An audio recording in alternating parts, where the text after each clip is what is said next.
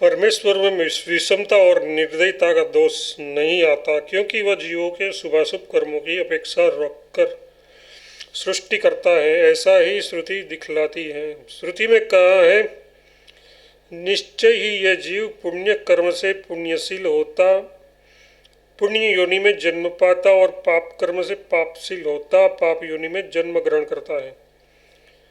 यथार्थ अच्छे कर्म करने वाला अच्छा होता है, सुखी एवं सदाचारी कुल में जन्म पाता है, और पाप करने वाला परमात्मा होता है, पाप करने वाला पापात्मा होता है, पाप योनि में जन्म ग्रहण करके दुख उठाता है इत्यादि। इस वर्णन से स्पष्ट है कि जीवों के शुभाशुभ कर्मों की अपेक्षा रखकर ही परमात्मा उनको कर्मानुसार अच्छी बुरी सुखी दुखी योनियों में उत्पन्न करते हैं। इसलिए अच्छे न्यायाधीश की भांति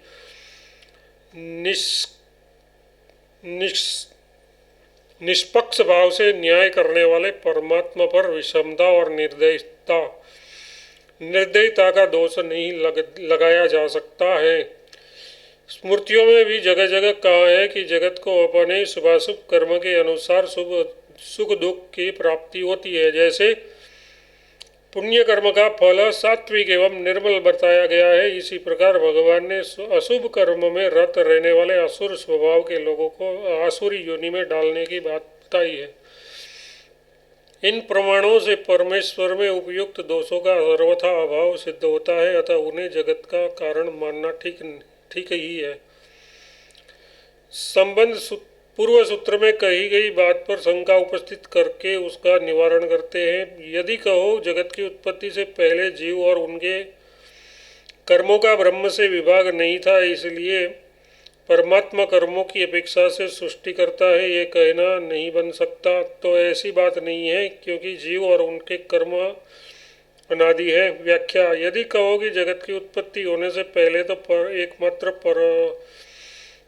सत्व स्वरूप परमात्मा ही था, ये बात उपनिषदों में बार बार कही गई है। इससे निषिद्ध है कि उस समय भिन्न भिन्न जीव और उसके कर्मों का कोई विभाग नहीं था। ऐसी स्थिति में यह कहना नहीं बनता कि जगतकर्ता परमात्मा ने जीवों के कर्मों की अपेक्षा रखकर ही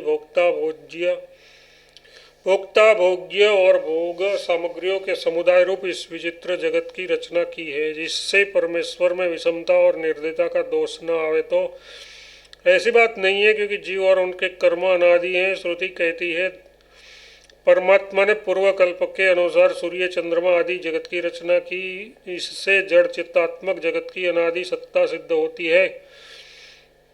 प्रलय काल में सर्वशक्तिमान परब्रह्म परमात्मा में विलीन हो जाने पर भी उसकी सत्ता एवं सूक्ष्म विभाग का अभाव नहीं होता। उपयुक्त श्रुति से यही बात सिद्ध है कि जगत की उत्पत्ति के पहले भी वह अव्यक्त रूप से उस सर्वशक्तिमान परमात्मा में उसका अभाव नहीं हुआ है। धातु से लय शब्द बनता है, अतः उसका अर्थ संयुक्त होना या मिलना ही है। उस वस्तु का अभाव हो जाना नहीं है। जैसे नमक जल में धुल मिल जाता है तो उसकी सत्ता नहीं मिट जाती, उसके पृथक स्वभाव की उत्पत्ति होने के कारण जल से उसका सूक्ष्म विभाग भी है ही। उसी प्रकार जीव और उसके कर्म प्रलय काल में ब्रह्म से अविभक्त रहते हैं, तो भी उसकी सत्ता एवं सूक्ष्म विभाग का अभाव नहीं होता। इसलिए परमात्मा को जीवों के शुभाशुभ कर्मानुसार विचित्र जगत का कर्ता मानने में कोई आपत्ति नहीं है।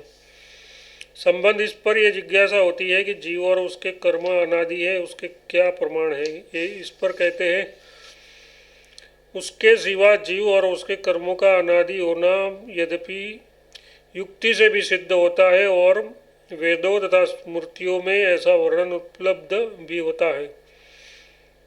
व्याख्या, जीव और उसके कर्म अनादि है, ये बात युक्ति से भी सिद्ध होती है, क्योंकि यदि इनको अनादि नहीं माना जाएगा तो प्रलय काल में परमात्मा को प्राप्त हुए जीवों के पुनरागमन मानने का दोष प्राप्त होगा, अथवा प्रलय काल में सब जीवों अपने आप मुक्त हो जाते, ये स्वीकार करना होगा। इससे शास्त्र और उसमें बताए हुए सब साधन व्यर्थ सिद्ध होंगे, जो सर्वथा अनुचित है।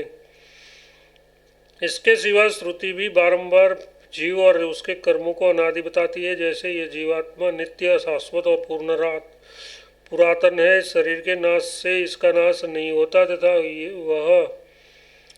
ये प्रत्यक्ष जगत उत्पन्न होने से पहले नाम रूप से प्रकट नहीं था, पीछे प्रकट किया गया। परमात्मा ने शरीर की रचना करके उसमें इस जीवात्मा के प्रवेश सहित प्रवेश किया इत्यादि। इन सब वर्णनों से जीवात्मा और ये जगत अनादि सिद्ध होते हैं। इसी प्रकार स्मृति में भी स्पष्ट कहा गया है कि पुरुष, जीव समुदाय और प्रकृति स्वभाव, जिसमें जीवों के कर्म भी संस्कार रूप से रहते हैं, इन दोनों को ही अनादि समझो। इस प्रकार जीव और उसके कर्म अनादि सिद्ध होने से इसका विभक्त होना अनिवार्य है। अतः कर्मों की अपेक्षा से परमात्मा को इस विचित्र जगत का कर्ता मानने में कोई विरोध नहीं है। संबंध अपने पक्ष में अविरोध विरोध का अभाव सिद्ध करने के लिए आरंभ किए हुए इस पहले पाद का उपसंहार करते हुए सूत्रकार कहते हैं, इस जगत कारण परब्रह्म में सब धर्मों की संगति है, भी किसी प्रकार का विरोध नहीं है। व्याख्या, इस जगत कारण रूप परब्रह्म परमात्मा में सभी धर्मों का होना संगत है, क्योंकि वह सर्वज्ञ, सर्वशक्तिमान, सर्वधर्मा, सर्वाधार और सब कुछ बनने में समर्थ है। इसलिए वह सगुण भी है और निर्गुण भी है। समस्त जगत व्यापार से रहित होकर भी सब कुछ करने वाला है।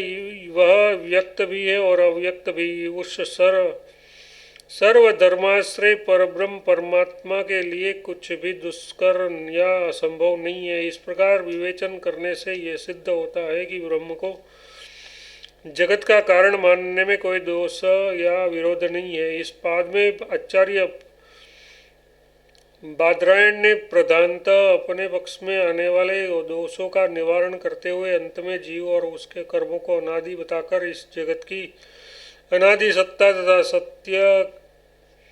सत्कार्यवाद की सिद्धि की। इससे यह स्पष्ट होता है कि ग्रंथकार परमेश्वर को केवल निर्गुण, निराकार और निर्विशेष ही नहीं मानते, किंतु सर्वज्ञता आदि सब धर्मों से युक्त भी मानते हैं। पहला पाद संपूर्ण।